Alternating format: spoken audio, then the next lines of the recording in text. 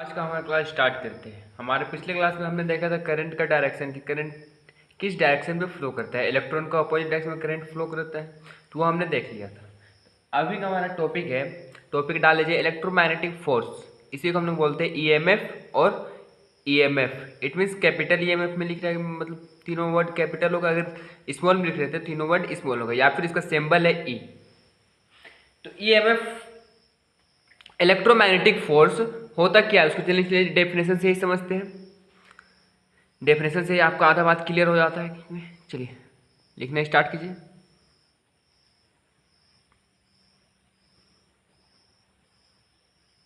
The electromotive force, यहाँ पे magnetic नहीं होगा, मोटिव होगा। Electromotive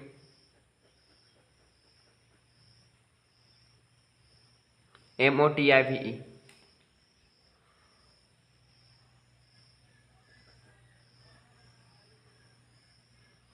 the electromotive force, symbol लिख देते हैं, is the force which is sufficient to make pressure, sufficient to make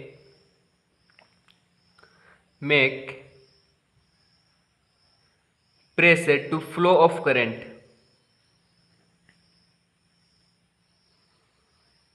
current from one end to another end of a wire। Paragraph change करके लिखिए, it is denoted by E, ये वाला symbol है, and measured by volt,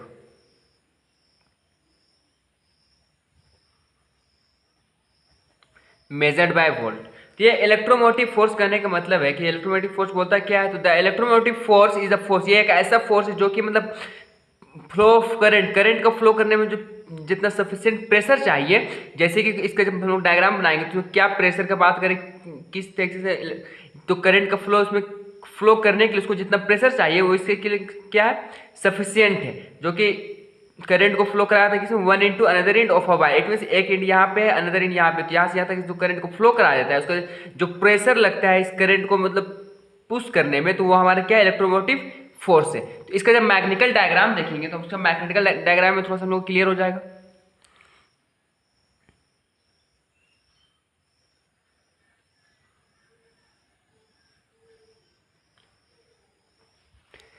अगर हमारा यहाँ से EMF हम लोग फोर्स डाल दे, इलेक्ट्रोमोटिव फोर्स अगर हम लोग यहाँ से लगाते हैं, कौन लगाएगा यहाँ से, कोई यहाँ पे आदमी होगा वही लगाएगा। यहाँ पे बना दीजिए एक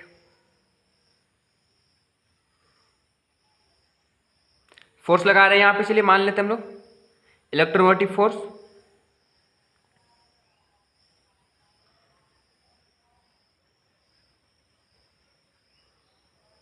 ये हमारा फोर्स है, और यहाँ से जो लिख लेगा हम लोगों को क्या फाइनल वोल्टेज होगा। इट मीन करंट फ्लो कर रहा था ना, तो यहाँ पे क्या फाइनल करंट ऑफ वायर है।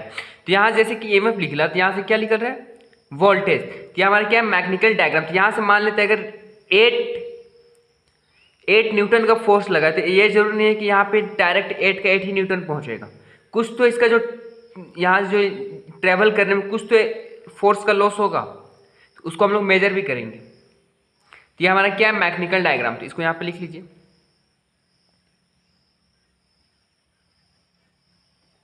Mechanical diagram of EMF.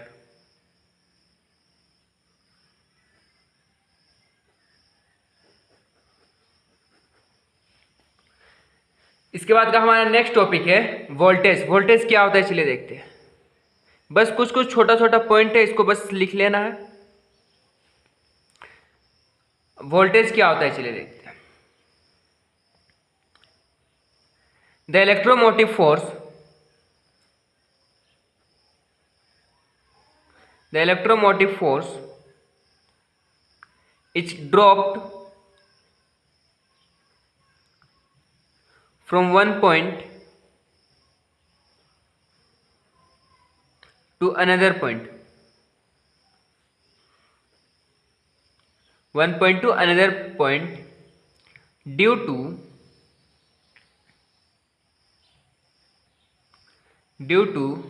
the resistance of the conductor,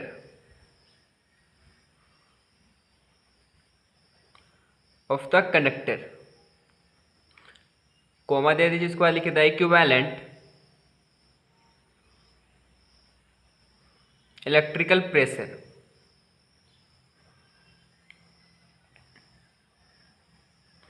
is known as voltage।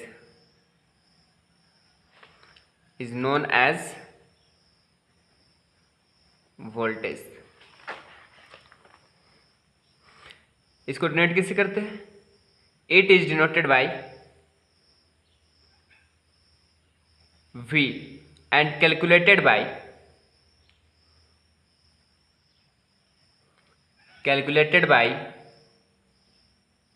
V equal to electromotive force minus जितना हम लोग को करंट मिला। यहां पे लिख दीजिए, इसका मतलब क्या है? Where V equal to voltage, E equal to EMF, I equal to current, R equal to resistance.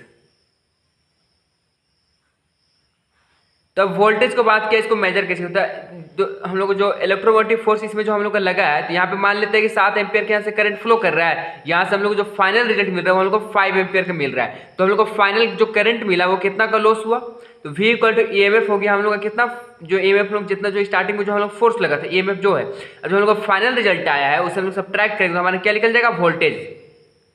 Clear है यहाँ तक? तो हमारा जो नेक्स्ट टॉपिक होगा, हेडिंग डाल लीजिए, डेफिनेशन ऑफ 1 वोल्ट करेंगे। उससे पहले ये वोल्टेज का एसआई यूनिट क्या होता है, डायमेंशन क्या होता है, उसको भी देख लेते हैं। कभी कभी एग्जाम में पूछ देता है। SI unit of EMF and voltage equal to क्या होता है? वोल्ट। वी से नोट करते हैं। डायमेंशन इसका याद कर लीजिएगा, ये 2 पॉइंट को। डायमेंशन क्या होता है? ml² t-3 a inverse with in square bracket. तो ये हमारा वोल्टेज का टॉपिक क्लियर होता है। जो हमारा नेक्स्ट टॉपिक होगा अभी के लिए वो definition of 1 volt. It means 1 volt जो हम लोग यहाँ पे बात किए, वोल्ट किसका? ईएमएफ या फिर वोल्टेज का एसआई। तो वोल्ट को अब कैसे, इसका डेफिनेशन तो कुछ होगा। चलिए इसका डेफिनेशन पे ही बात करते हैं कि इसका क्या डेफिनेशन है।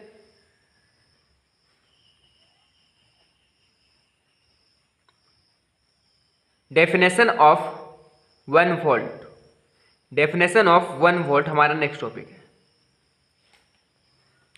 तो सबसे पहले हम लोग जानते हैं कि हम लोग वहीं से स्टार्ट करते हैं ना। We know that V equal to R I जानते हैं, V equal to R I. तो इतना जानते हैं, तो यहां पे लिखिए इफ करंट कितना है? 1 एम्पियर फ्लो कर रहा है।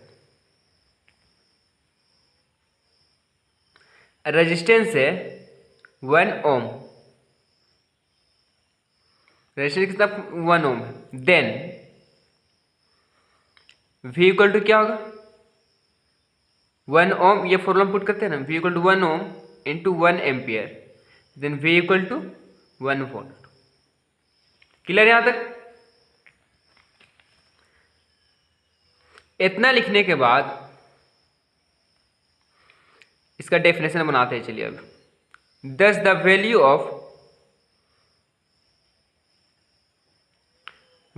Of EMF is expressed in a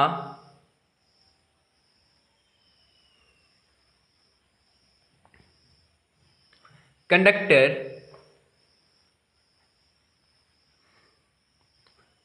to flow 1 ampere current flow करेगा,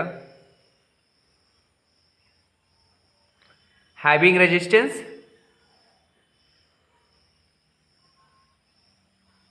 कितना होगा? 1 ओम, इज कॉल्ड 1 वोल्ट, ये हमारा वोल्ट का डेफिनेशन है। तो क्या बोले 1 एम्पियर करंट फ्लो करेगा किसी भी रेजिस्टेंस के लिए, वो रेजिस्टेंस कितना होना चाहिए 1 ओम। तो हमारा क्या हो जाएगा 1 वोल्ट का डेफिनेशन हम लोग का निकल के आ गया है। तो V इक्वल टू हम लोग क्या जानते हैं आर आई। तो V equal to R I हमें कहाँ से बात लिख लिया ohm's law. Ohm's law equal to हम लोग क्या जानते हैं V equal to R I. तो क्लियर है यहाँ तक। तो हमारा नेक्स्ट टॉपिक होगा पोटेंशियल क्या होता है, इलेक्ट्रिक पोटेंशियल। डाल लीजिए topic.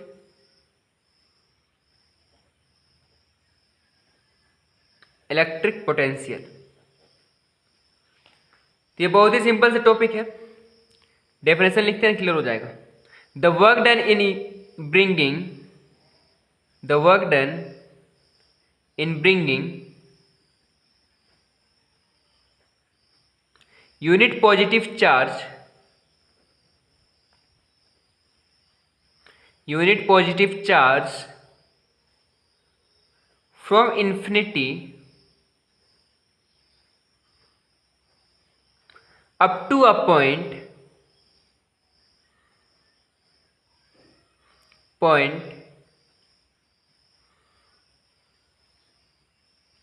within electric field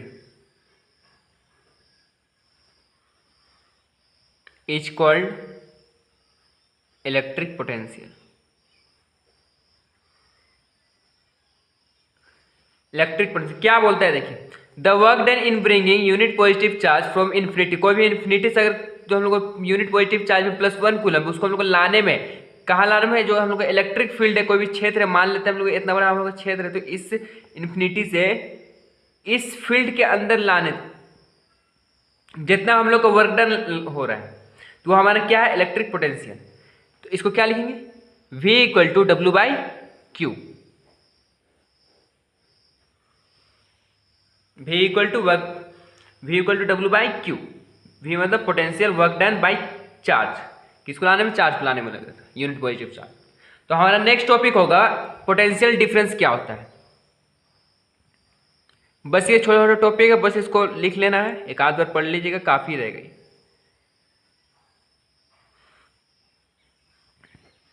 potential difference क्या होता है, चलिए इसको बात करते हैं। The potential difference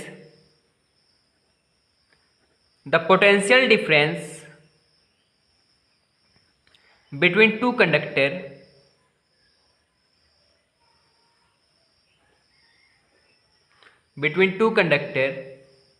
is equal to the work done in transferring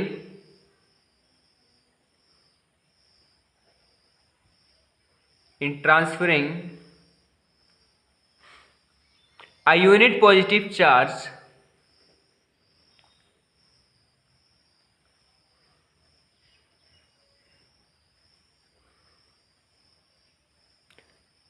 from one conductor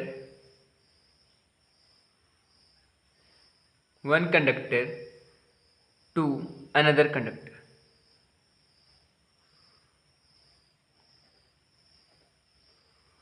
क्या बोला था, पोटेंशियल डिफरेंस बिटवीन द दो कंडक्टर, उसके बीच में जो पोटेंशियल डिफरेंस रहेगा is equal to the work done, किसके बराबर होगा, equal to the work done in transferring a unit positive charge from one into another end of a conductor. It means एक कंडक्टर यहाँ पे, दूसरा कंडक्टर यहाँ पे, तो यहाँ इसका एंड से इसका एंड में जो हम लोग का वर्क डन लगेगा वो किसके बराबर होगा, पोटेंशियल डिफरेंस के बराबर।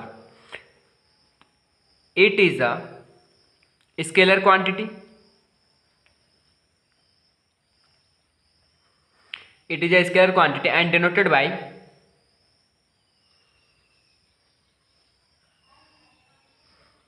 V। लिख लीजिए V1 minus V2 equal to W by Q. V1 minus V2 equal to W by Q, ये हमारा फर्स्ट कंडक्टर का है। सेकंड कंडक्टर दोनों को जब माइनस करेंगे तो जितना लोग जो फाइनल रिजल्ट आएगा वो किसके बराबर होगा, इसके बराबर होगा। क्लियर है यहाँ तक। तो हमारा जो नेक्स्ट टॉपिक होगा इलेक्ट्रिक करंट, हमारा जो नेक्स्ट टॉपिक होगा वो हमारा क्या होगा, इलेक्ट्रिक करंट। इसका क्या tag, electric circuit, it mean circuit में लोग पढ़ेंगे एसी सर्किट, डीसी सर्किट क्या होता है, उसके बाद हम लोग मूव कर जाएंगे ड्रिफ्ट वेलोसिटी में। तो आज के लिए इतना ही रखते हैं, मिलते हैं हमारे नेक्स्ट क्लास में।